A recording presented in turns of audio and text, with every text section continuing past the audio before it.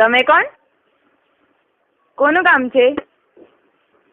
હા, જોરથી બોલો, સંભળાતું નથી. કોણ બોલો તમે? તારે કોનું કામ છે ઈ બોલ ને. સંસ્કાર વગરના તાર મા બાપે તને શું સંસ્કાર આપ્યા?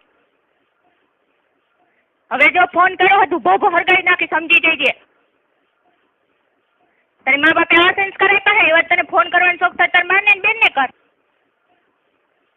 પાછો કોણની દીકરી થાસ? હવે જો ફોન કર્યો હે ખબરદાર તોડી નાખીશ. ફોન કર્યો હોય તો અહીંયા ઉભો સામે આવજો ને, બહુ તેવડ હોય તો.